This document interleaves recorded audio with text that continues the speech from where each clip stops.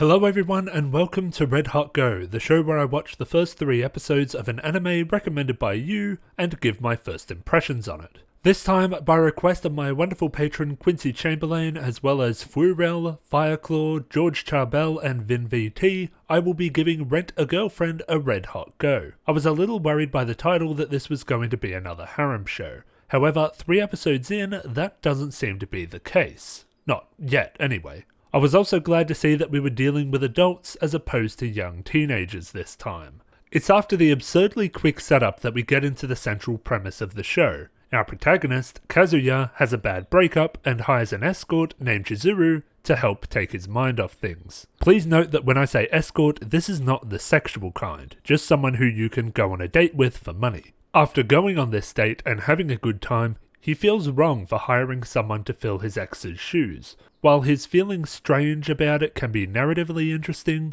hiring Shizuru for a second date just to chew her out was a nasty thing to do.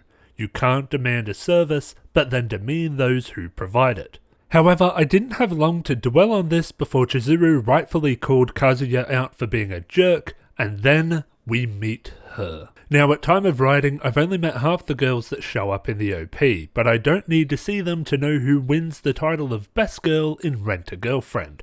That honour cannot go to anyone but Sayuri, Kazuya's grandmother, who made me laugh every time she was on screen. She's just such a kick-ass grandma. She's snarky to her kids, she's a gossip among her friends, her first question in the hospital is "Does my room have Wi-Fi?" and she doesn't give a damn about embarrassing her grandson. Sayuri is an absolute treasure, and I hope that she continues to be a large part of the show's narrative. Speaking of the show's narrative, it's funny that I've done this Red Hot Go right after my Orange video essay, where I explained that media inherently makes statements about the world around it. I bring this up here because Rent a Girlfriend has set up a few plot threads that will inevitably make statements of their own, and I'm a little worried about where some of them are going. For starters, at the end of episode 1, Shizuru says that she cannot quit her escort job yet, implying that it's a temporary job. Now, there's nothing wrong with that on its own, however, her reason for working in that profession can potentially make a statement about those who do that kind of work. Say Shizuru works the job because she is desperate for money and has no other means to attain it. That would make the statement that an escort's line of work is inherently demeaning and that people only take it up as a last resort. I would disagree with that sentiment, but there are plenty of ways that the show could avoid that message.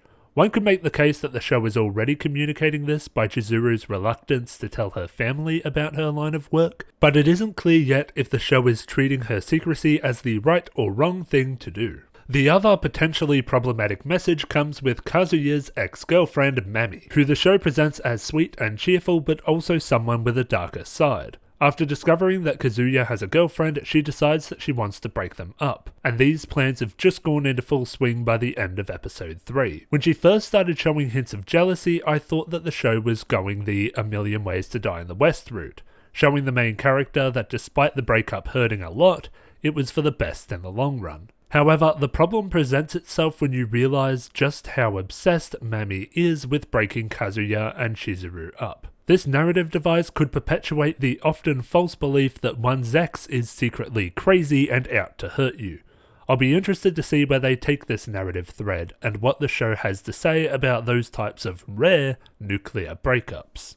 And of course, it wouldn't be an episode of Red Hot Go without me complaining about perv pandering. But there's so little in this show, and I don't mind what little there is. As well as the characters being adults, pervy shots actually serve a narrative purpose. They help to accentuate and criticize the protagonist's lust. I haven't talked about Kazuya much in this video, but he's a protagonist who I'm eager to watch evolve into something greater than the man he was at the start. Kazuya is kind of a perv. He tries to kiss Shizuru in episode 1 and intentionally takes an opportunity to peep on his ex in episode 3. While it wasn't exactly appropriate of Mami to call out his past promiscuous behaviours in such a demeaning way, they are still flawed aspects of Kazuya's character that he needs to overcome.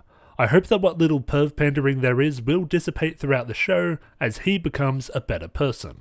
Of course, this is very wishful thinking. It's entirely possible that the author made him a perv specifically to justify the perv pandering, and that it will not change throughout the show. But a weary narrative analyst can dream. So considering that this is a rare story about adults, one with characters who I love and the only significant complaints I have are only hypothetical, I think from ice cold to red hot I can give Rent-A-Girlfriend a rating of boiling. Fingers crossed the introduction of the other female characters doesn't turn this into another trashy harem anime. And that is it for this episode of Red Hot Go. I'd like to thank my patrons, Orion Train, Quincy Chamberlain, Gemman5, Lars Espen, Shark, Data52, Nerxu, Pixcalibur, Alberto Cruz, Tyler Bennett, and Tenka. If you would like to support my channel further, why not become a patron yourself? Thank you all very much for watching, and I will see you next time.